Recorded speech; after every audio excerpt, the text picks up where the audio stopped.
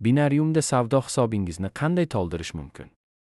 Savdo hisobingizni tez va qulay tarzda ishonchli onlayn kassa orqali to'ldirishingiz mumkin.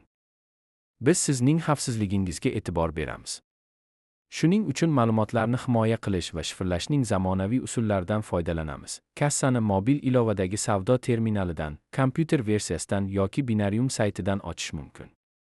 Agar siz savdo terminalida bo'lsangiz, o'ng yuqori burchakdagi toq sariq tugmani bosing.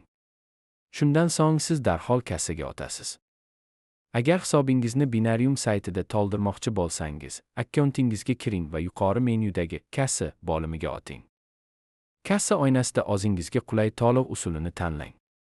Binariumda bank kartasi, elektron hamyon yoki kriptovalyuta orqali hisobni to'ldirish mumkin. Turli hududlarda to'lov usullari farq qilishi mumkin. Hisobni birinchi marta to'ldirishning eng qulay usullaridan biri bank kartasiga pul o'tkazish.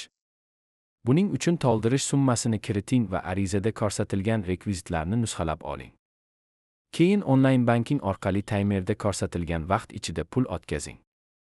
To'lov summasi arizadagi summa bilan to'liq mos kelishiga e'tibor bering. Shundan so'ng to'lovni amalga oshiring. To'lovingiz bir necha daqiqa ichida qayta ishlanadi. Endi hisobni to'g'ridan-to'g'ri karta orqali to'ldirish usulini ko'rib chiqamiz. Kassada mos to'lov usulini tanlang. Karta ma'lumotlarini, kartaning orqa tomonidagi tuvkodni va kiritmoqchi bo'lgan summani kiriting. Agar sizda promokod bo'lsa, bonus olish uchun uni maxsus maydonga kiriting. Promokodlarni ijtimoiy tarmoqlarimizda, savdo terminalida va email xabarnomalarida topishingiz mumkin. Agar bonuslar sizga kerak bo'lmasa, bonus olmaslik maydoniga belgi qo'ying. Keyin ma'lumotlaringizni tekshiring, to'lash tugmasini bosing va to'lovni tasdiqlang. Tayyor.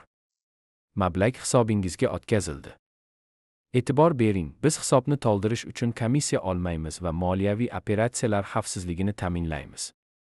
Binarium platformasida sizga foydali savdolar tilaymiz.